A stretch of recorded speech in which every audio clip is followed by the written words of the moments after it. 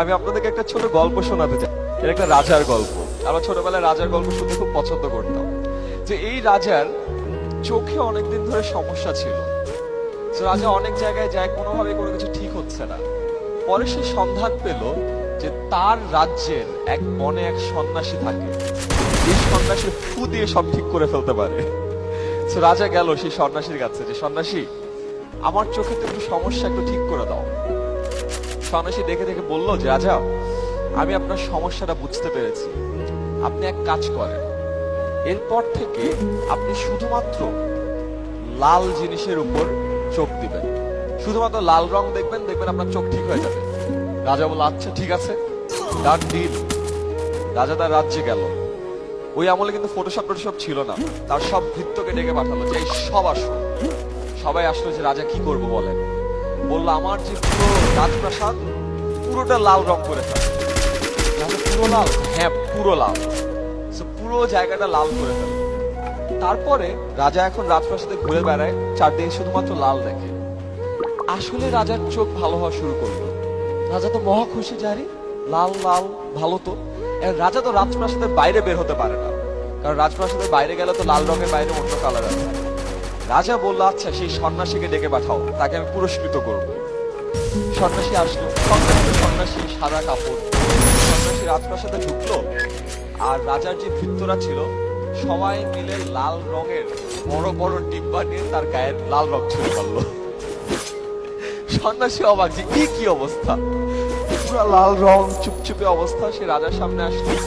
রাজা বলল কি অবস্থা সন্ন্যাসী? রাজা আর সন্ন্যাসী বলল রাজা দেখতেই পাচ্ছেন খুব একটা ভালো না। তো সে খুব অবাক হয়ে বলল যে আপনি আমার উপরে লাল রঙের আক্রমণ কেন করতে বললেন? রাজা বলল না, তুমি না আমাকে বললা যে আমাকে শুধুমাত্র লাল রং দেখতে হবে, এই জন্য তোমার সাদা রং দেখলে তো আমার আবার সমস্যা হয়ে যাবে। তখন বলল যে আল্লাহ রাজা, আপনি এই কাজ করে ফেলেছেন। তখন রাজা বলে কেন, কি করতাম তাহলে? তখন সন্ন্যাসী বলল রাজা একটু চিন্তা করে দেখেন তো, আপনি তো একটা লাল রঙের চশমা পরলেই পারতেন। রাজা বলে আরে তাই তো। রাজা তো লজ্জায় অবস্থা খারাপ। দেন সন্ন্যাসী বলল দেখেছেন রাজা, আমাদের সামনে যখন কোনো সমস্যা থাকে আমরা ওটা সমাধানের জন্য আমাদের আশেপাশে যা আছে সব চেঞ্জ করে ফেলতে চাই, অথচ সমস্যার সমাধান যে ম্যাক্সিমাম টাইম আমাদের মধ্যেই থাকে এটা আমরা খুঁজে বের করতে পারি না। কেন বলছি এখানে? আমরা দুর্নীতি দমন নিয়ে অনেক কথা বলছি।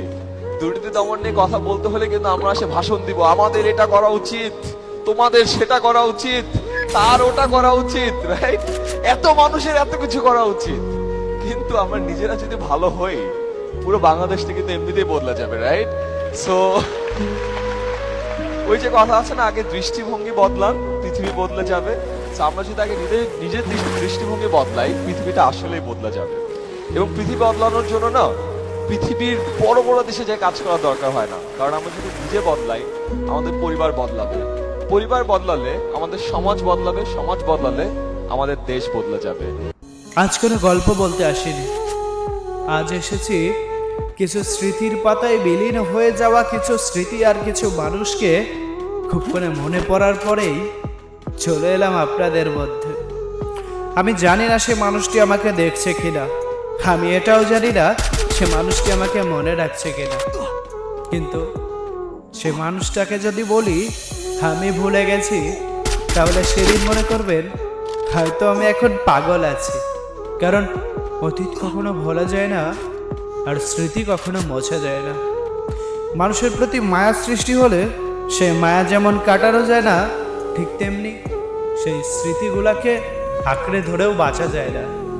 কিন্তু তারপরও দিন শেষে সেই স্মৃতিগুলাই বারবারই ভেসে আসে। জীবনে পরিচিতি তো কত মানুষের সাথে হবে, কত বন্ধু বান্ধব, কত ফ্রেন্ড সার্কেল, কত ভালো লাগা, কিন্তু একটিবার ভেবে দেখুন তো এমন কোন মানুষটি যে মানুষটিকে আপনার বছরে, মাসে, সপ্তাহে একবার হলেও মনে পড়বেই মনে।